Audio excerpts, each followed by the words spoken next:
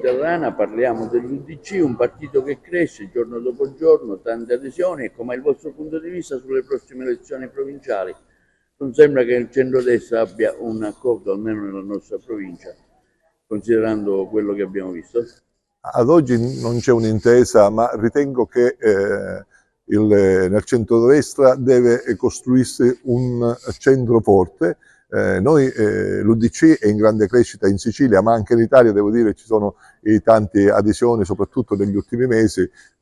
Ritengo anche dovuto al fatto che tanti italiani si sono stancati dei sovranismi, si sono stancati del populismo e vogliono un partito che sappia guidare, sappia riflettere, sappia ragionare e sappia affrontare con progettazione, che oggi manca quella progettazione a lungo termine, con una progettazione che veda crescere il territorio da un punto di vista socio-economico. Quindi la gente non si sente più rappresentata di nessuno, non si sente rappresentata più di una classe dirigente all'altezza del ruolo. Ecco perché il 53% circa delle persone non va a votare, ma dobbiamo tener conto del fatto che circa il 37% degli italiani vogliono un partito di centro e quindi noi abbiamo una grande responsabilità, ritengo, per questi provinciali che ci saranno, si celebreranno ad aprile, di mettere assieme un grande centro.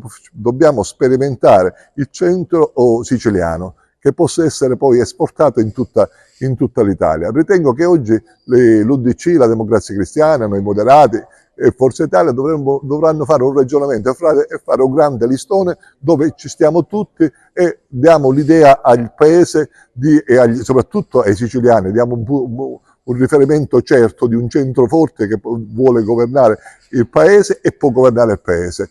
Quindi dico che oggi io ritengo che la strada maestra sia questa, è una strada che ci indicano gli stessi italiani.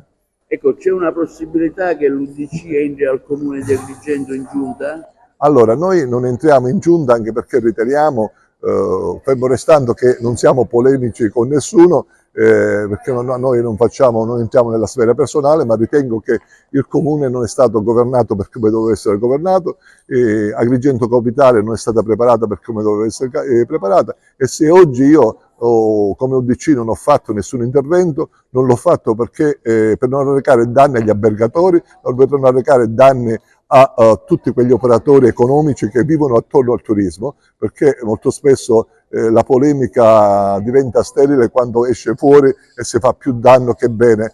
Ma è chiaro che noi non ci schieriamo con questa amministrazione, è chiaro che non ci schieriamo con la ricandidatura di questo sindaco, perché noi proporremo con un centro che ragiona un nuovo sindaco e una nuova stagione politica per gli agrigentini.